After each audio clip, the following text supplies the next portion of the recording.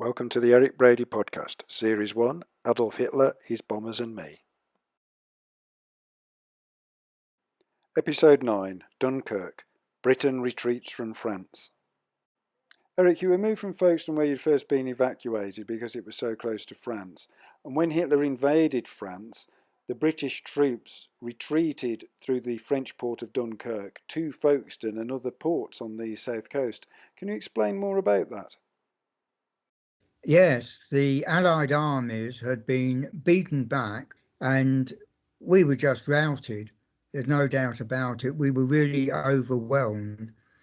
And we were then retreating, all the Allied armies, through this area down towards the port of Dunkirk.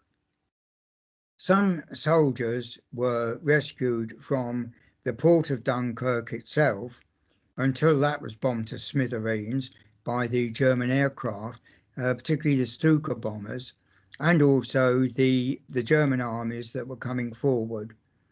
Then, for some reason that is, as far as I know, still not been explained, Hitler ordered a pause on the panzer units attacking the Allied troops that were retreating around that port.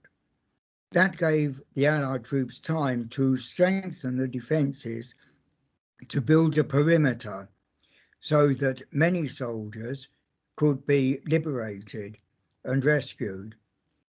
Operation Dynamo was the name given to the Dunkirk evacuation, which lasted from the 26th of May to the 4th of June 1940. There were 338,226 British and French soldiers rescued. That's a massive number of British soldiers who were in France. How did that come about?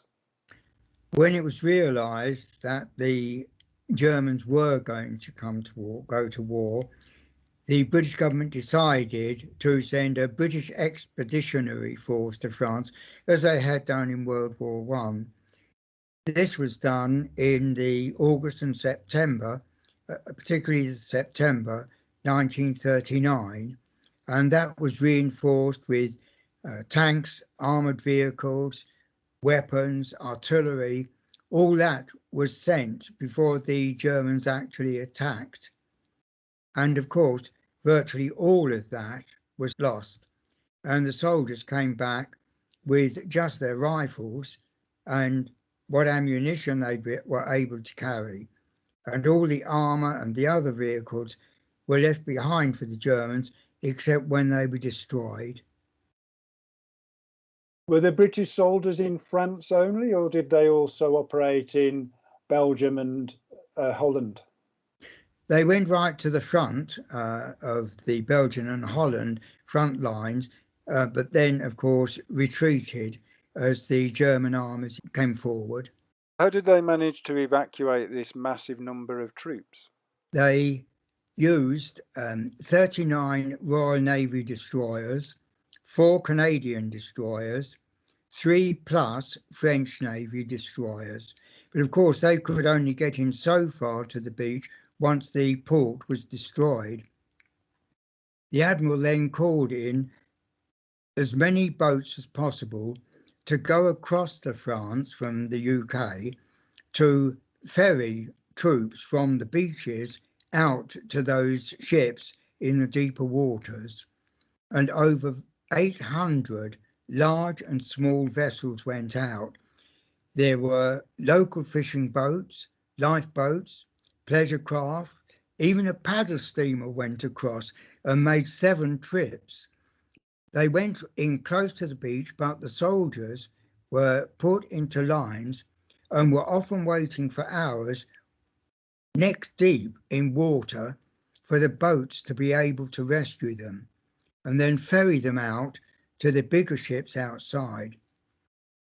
They were constantly under aerial attack from Stuka bombers dropping their dive bombs and machine guns. People sometimes wondered where was the RAF at Dunkirk.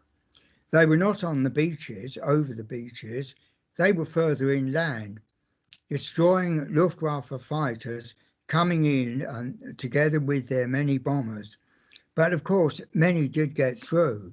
So though our boys on the beaches didn't even see the RAF, they were there operating very fully and full time, keeping the Luftwaffe at bay. They were brought in the boats and also the destroyers into Folkestone, Dover and Ramsgate. There they were met by the WVS and the Salvation Army with their caravans of tea and sandwiches, welcoming them at least back to safety. What's WVS? The Women's Voluntary Service.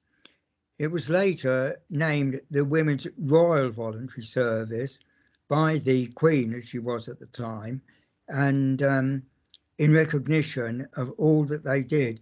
And they're still going today, looking after elderly people in many homes and also in their own homes as well. To buy your copy of Adolf Hitler, His Bombers and Me to read alongside the series, go to ericbradybooks.co.uk. The Eric Brady podcast can be found on YouTube, podcast services and at ericbrady.blogspot.com.